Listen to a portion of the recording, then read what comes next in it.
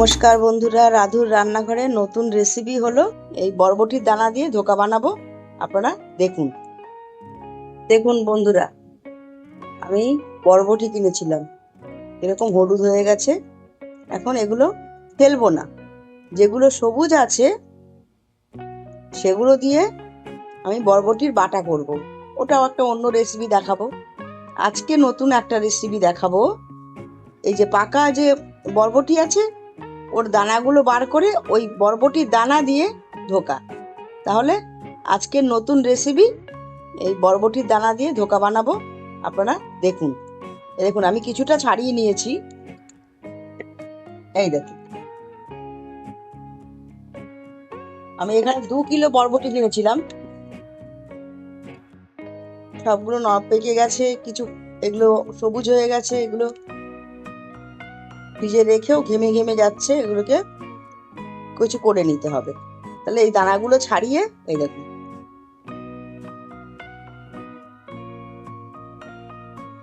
এরকম করে সব দানাগুলো ছাড়িয়ে নেব। ছাড়িয়ে নিয়েওছি। এই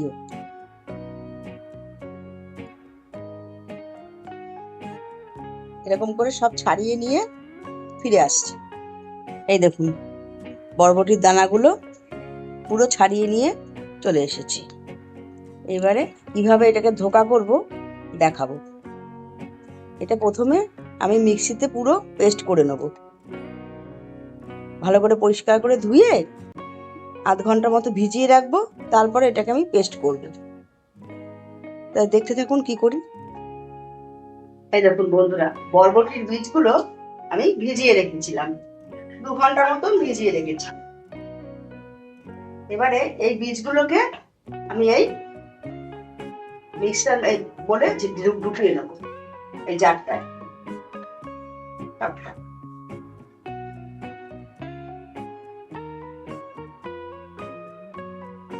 একবারে যদি না হয় তাহলে দুবারে করতে পারেন, অসুবিধা নেই কোনো। আমি এই দানাগুলো সঙ্গে কটা কাঁচা লঙ্কা, 5-6টা কাঁচা লঙ্কা দিলাম, আর সঙ্গে এই যে এতটুকু আদা, আর এই দেখুন 5 কোয়া রসুন দিলাম। আর দেবো না, এটা পরে রাখবো। আদা একটু দেওয়া যায়, ব্যাস। এটাকে আমি বেটে নিয়ে ফিরে আসছি। এই দেখুন বন্ধুরা, আমি এই বরবটির বীজগুলো পুরো বেটে নিয়ে চলে এসেছি। দেখুন কি সুন্দর বাটা হয়ে গেছে। এখন এর মধ্যে কিছু জিনিস মিশিয়ে দেব। প্রথমে আমি দেব 1 চামচ কালো জিরে, আর দেব 1 চামচ সাদা জিরে, গোটা সাদা জিরে। কালো জিরেও দিয়েছি গোটা, সাদা জিরেও দিয়েছি। আর দেব অল্প স্বাদ মতো লবণ। আগে একটু লবণ দিয়েছি, আর একটু দিলাম।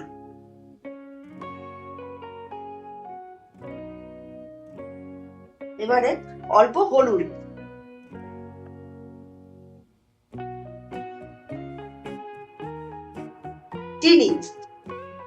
চিনিটা একটু বেশি লাগবে। এই ধোকায় একটু মিষ্টি বেশি লাগে, তাহলে খেতে ভালো লাগবে না। আর একটা জিনিস দেব, আর দেব অল্প মুসুর ডালের গুঁড়ো। আমি ঘরেই গুঁড়ো করে নিয়েছি মুসুর ডাল, অল্প করে গুঁড়ো দিয়ে দেবো। এটা হচ্ছে একসঙ্গে দুটো মিলিয়ে বাইন্ডিং হয়ে যাবে। মুসুর ডালটা বাইন্ডিং এর কাজ করবে।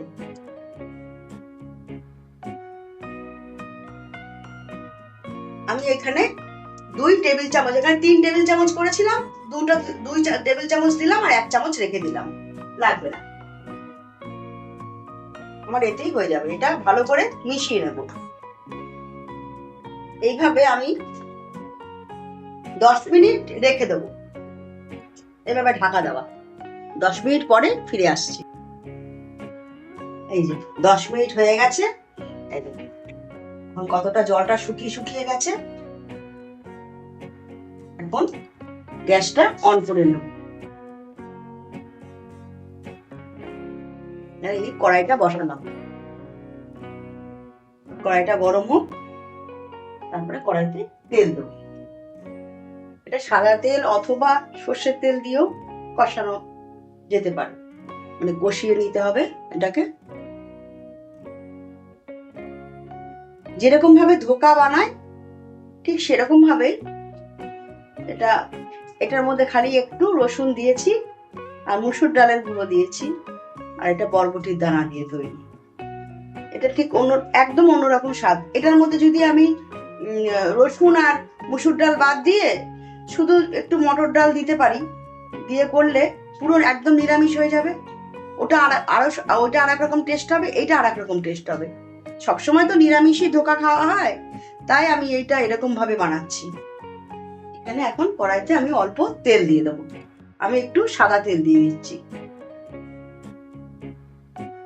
যেহেতু অনেকটাই আছে অল্প দিয়ে দিলাম। তেলটা ভালো করে নাড়িয়ে চাড়িয়ে কড়াইটা লাগিয়ে নিতে হবে।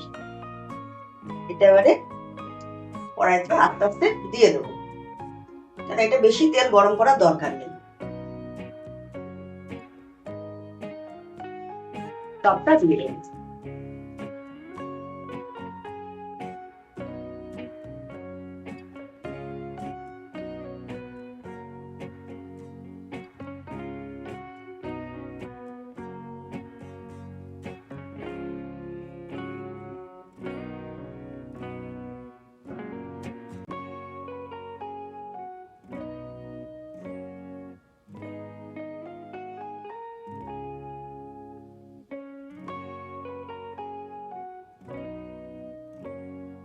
একটু মানে 2 চামচ জল দিয়ে বাটিটা পুরো পরিষ্কার করে ধুয়ে দিয়ে দিলাম। এবারে এর মধ্যে একটু তেলের মধ্যে হিং দেওয়া যায়, তেলের মধ্যে আমি এখন দেবো না, তেলের মধ্যে দিলেই হিঙের গন্ধটা একটু পুড়ে যাবে, তাই আমি এখানে অল্প করে হিং দিয়ে দিচ্ছি।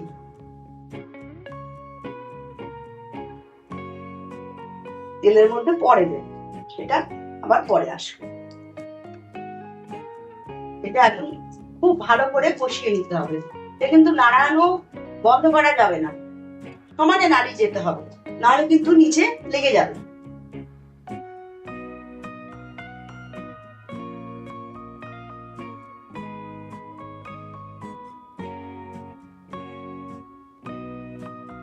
আঁচ কমিয়ে কমিয়ে এটা করতে হবে, একদম আঁচ বাড়ানো যাবে না, তাহলে কাঁচা থাকবে অথচ পুড়ে যাবে।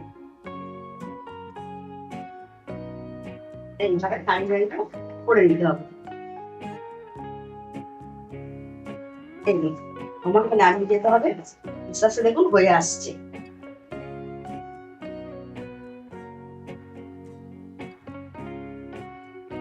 আরেকটু হবে, ভালো করে নাড়িয়ে যেতে হবে, একদম কড়াইতে লাগলে চলবে না। পুরো আমি এই থালাটার মধ্যে একটু তেল মাখিয়ে নিয়েছি, 1 চামচ মতো তেল মাখিয়ে রেখেছি, এটার মধ্যে ঢেলে দেবো। এটা কষানো হয়ে গেলে পুরো কষিয়ে নিয়ে ফিরে আসছি। এটা কষানো হয়ে গেছে, এখন এটাকে এই থালার মধ্যে ঢেলে দেব। রংটাও চেঞ্জ হয়ে গেছে আর কতটা কমে গেছে, এই দেখুন।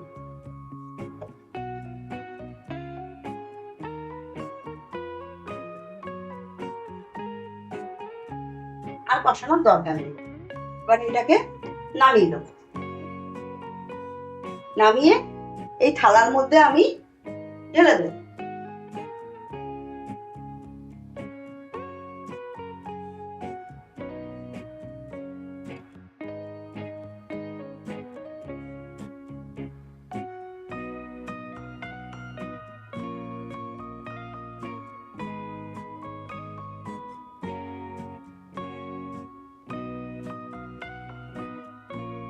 এবারে এটাকে পুরো থালার মধ্যে ছড়িয়ে দেব।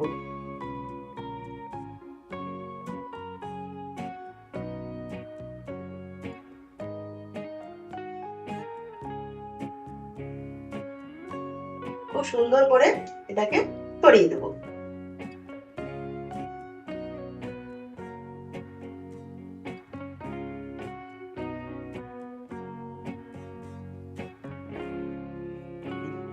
কি সুন্দর হয়ে গেল।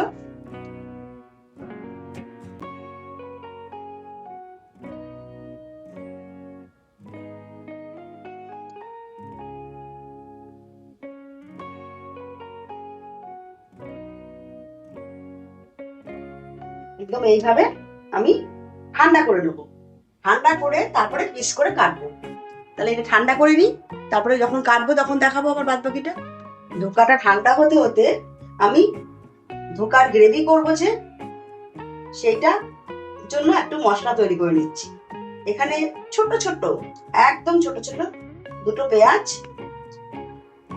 আর 4-5টা কাঁচা লঙ্কা, কয়েক কোয়া রসুন আর 3-4 কোয়া আদা, মানে ছোট ছোট একটুখানি, অল্প আদা অল্প রসুন পেঁয়াজ। আর এখানে ছোট সাইজের দুটো টমেটো, বড় হলে একটা দিলেই হবে, আমার কাছে বড় নেই বলে আমি ছোট তাই দুটো দিয়েছি। তাহলে এটাকে আমি বেটে নিয়ে আসি। ওই ধোকাটা ঠান্ডা হতে হতে ততক্ষণে আমি গ্রেভিটা বানিয়ে নিচ্ছি। ওটা ফ্রাই করবো আর তেলের মধ্যে দিয়ে দেবো।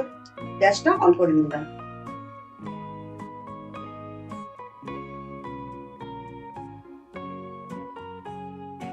গ্যাসটা অন করে নিলাম। গ্রেভিটা হয়ে গেলে এই আর একটা কড়াইয়ের মধ্যে আমি ধোকাগুলো ভেজে নিয়ে গ্রেভির মধ্যে দিয়ে দিলে হয়ে যাবে, তাড়াতাড়িও হয়ে যাবে। এখানে আমি আলু কেটে নিয়েছি আর ওই মশলাটা বেটে নিয়ে চলে এসেছি। আর এখানে আছে নুন, হলুদ, জিরে গুঁড়ো, ধনে গুঁড়ো, লঙ্কার কাশ্মীরি লঙ্কার গুঁড়ো, চিনি, গোটা জিরে, তেজপাতা আর হিং আর তেল, সর্ষের তেল। এই লাগবে আমার এই গ্রেভিটা বানানোর জন্য।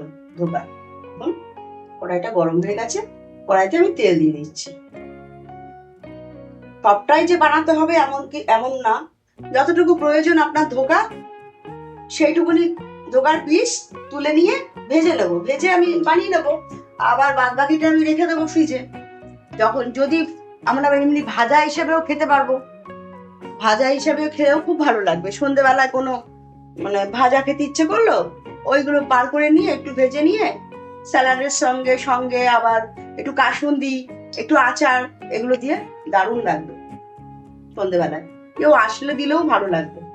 তা আমি সবটা বানাবো না, আমি যে কটা পিস দরকার হবে ধোকার সে কটা ভেজে ঝোলের মধ্যে দিয়ে দেবো, আর বাদ বাকিটা আমি ফ্রিজে রেখে দেবো।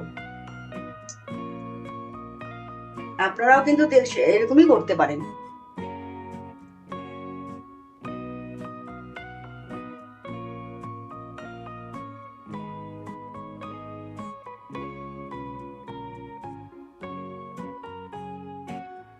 তেলটা গরম হয়ে গেছে, এবার তেলের মধ্যে আমি সাদা জিরে ফোড়ন দিচ্ছি আর দুটো তেজপাতা, আরেকটু ফোড়ন দিয়ে দিলাম।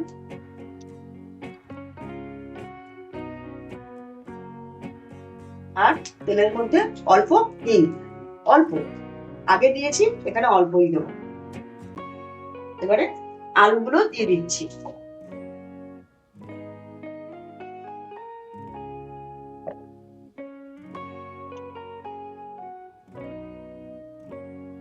আমি এখানে বড় সাইজে দুটো আলু কেটে নিয়েছি। আলুর মধ্যে হলুদ আর এই যে লবণ দিয়ে দিলাম আন্দাজ মতন।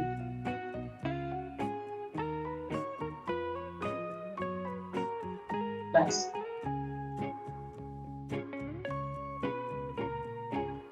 এবার এটা আস্তে আস্তে আলুটা ভাজা হতে গেলে তারপরে মশলা দেবো।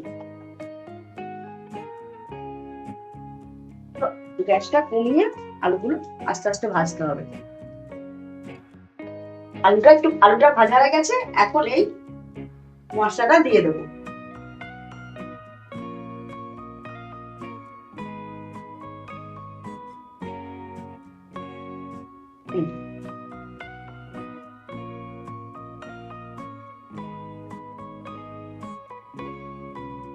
এটা ধুয়ে একটু জল দিয়ে দিলাম, একটু জল দিয়ে দিচ্ছি। ব্যাস, কেন আমি এখানে এখন মশলা দেব। এখানে জিরের গুঁড়ো দিলাম 2 চামচ, ধনে গুঁড়ো 1.5 চামচ, কাশ্মীরি লঙ্কা এই যে অল্প অল্প অল্প 1 চামচ,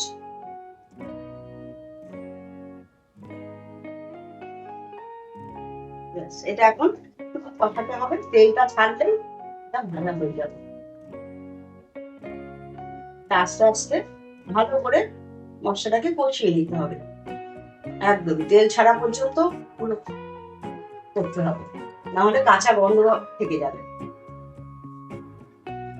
আস্তে আস্তেই করতে হবে, আলুগুলো সেদ্ধ হয়ে যাবে, এতে মশলাটাও কষানো হয়ে যাবে। এই দেখুন ধোকাটা কিন্তু ঠান্ডা হয়ে গেছে, সুন্দর আর জমেও গেছে। এবারে আমি এটাকে পিস করে কেটে নেব। কি সুন্দর কাটা হয়ে যাচ্ছে। আপনারাও কিন্তু এইভাবে কেটে দেবেন, একবার বানিয়ে খেয়ে দেখবেন, খুব সুন্দর লাগবে, জিনিসটাও নষ্ট হবে না, খেতেও ভালো লাগবে।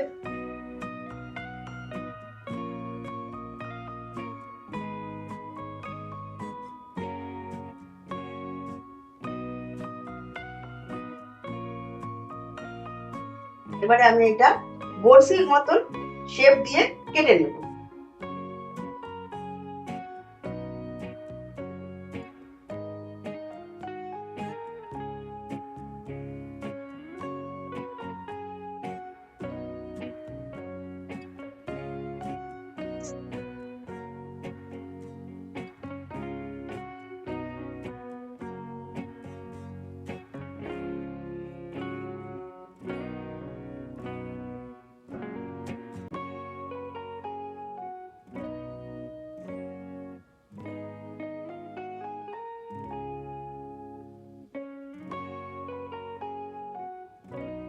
ব্যাস, এই দেখুন কি সুন্দর কাটা হয়ে গেছে। এবারে এগুলোকে একটু ভাজা ভাজা করতে হবে। এই দেখুন এগুলো তুলে আমি দেখাচ্ছি। চামচটা নিলাম, চামচের এই পিছনটা দিয়ে দেখুন কি সুন্দর হয়ে গেছে। এরকম এবারে তেলের মধ্যে ভেজে নেব। একটা উঠিয়ে নিলে সব উঠে যাবে আস্তে আস্তে, এরকম করে সব কটা উঠিয়ে নিতে হবে। এগুলো আরেকটু ঠান্ডা হবে, এখনো পুরো ঠান্ডা হয়নি, ভেতর দিকে একটু গরম রয়েছে। সাইড গুলো উঠে যাচ্ছে, এই দেখুন সাইডের গুলো হয়ে গেছে, আস্তে আস্তে ভিতরে গুলো ঠান্ডা হয়ে যাবে। সব সাইডের গুলো উঠে যাবে।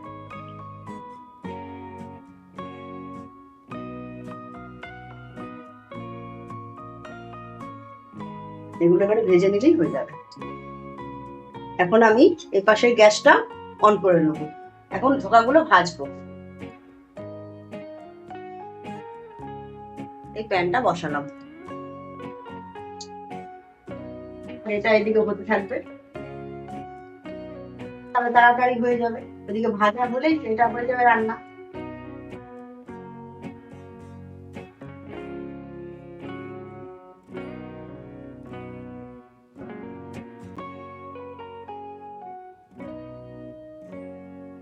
আমি তেলটা দিয়ে দিচ্ছি।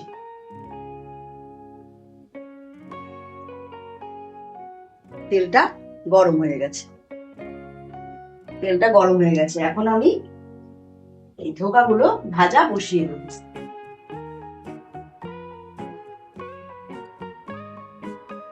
সুন্দর শক্ত হয়ে গেছে, আপনারা এরকম করে বানিয়ে নেবেন, খুব ভালো হবে কিন্তু খেতে। আর একটা জায়গা হবে দেখি, একটা জায়গা হবে দিলাম। ব্যাস এই কটা ভেজে নেব। এই কটা ভাজা করে নিয়ে এই ধোকাগুলো এখন এক পাশ ভাজা হয়ে গেছে, উল্টে দিচ্ছি। কি সুন্দর লাল লাল হয়ে যাচ্ছে। এরকম করে এগুলো কিন্তু খুব আস্তে আস্তে ভেজে দিতে হবে।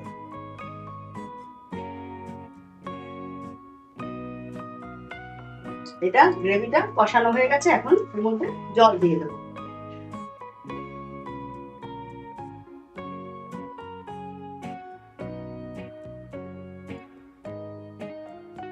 এই দেখুন ধোকাগুলো ভেজে উঠিয়ে নিয়েছি, এবং সুন্দর করে লাল লাল করে।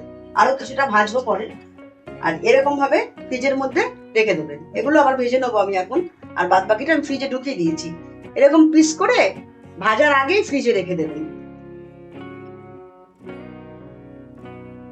দেখবে ঝোলটাও ফুটে যাচ্ছে।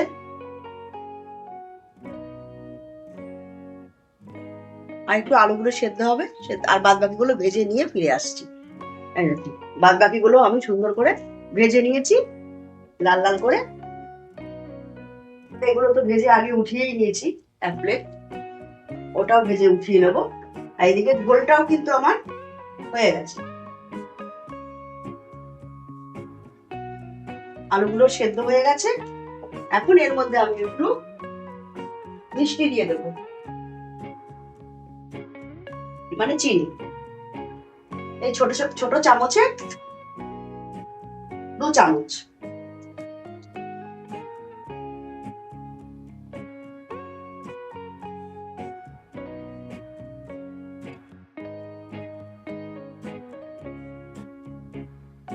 আর অল্প আমি গরম মশলা দিয়ে দিলাম। সব কিন্তু ঝোলের মধ্যেই পড়বে, কেন ধোকা দিয়ে তো আমি ফোটাবো না, তাহলে ধোকাগুলো ভেঙে যাবে।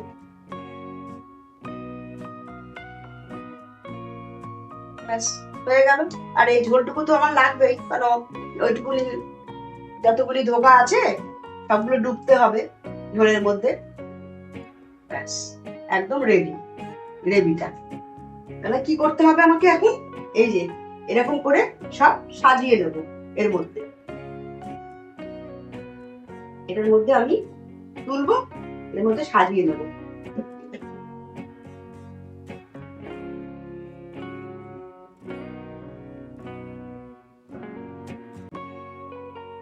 এই ঝোলটা আমি এর উপরে ঢেলে দেবো।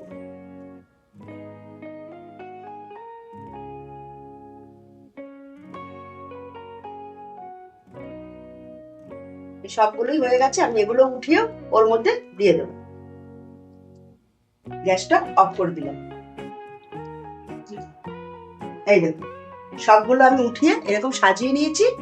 এবারে এই গরম যে ঝোলটা আমি এর মধ্যে উঠিয়ে দিয়ে দেবো। সুন্দর করে এটা দিয়ে দিচ্ছি।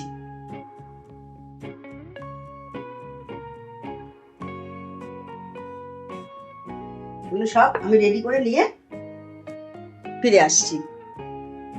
এই দেখুন একদম রেডি আমার এই বরবটি দানার ধোকা, একদম রেডি। দেখুন বরবটির দানার ধোকা দিয়ে আমি এখানে তরকারিও করে দিয়েছি ঝোল মতন। এটা কিন্তু খুব সুন্দর খেতে হয়, আপনারাও বাড়িতে বানিয়ে খাবেন। কারা এরকম বানিয়েছেন সেটাও কিন্তু আমাকে অবশ্যই জানাবেন।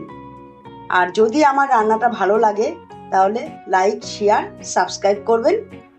আর আমার ফেসবুক আর ইনস্টাগ্রামে একটু ফলো করে দেবেন। ধন্যবাদ।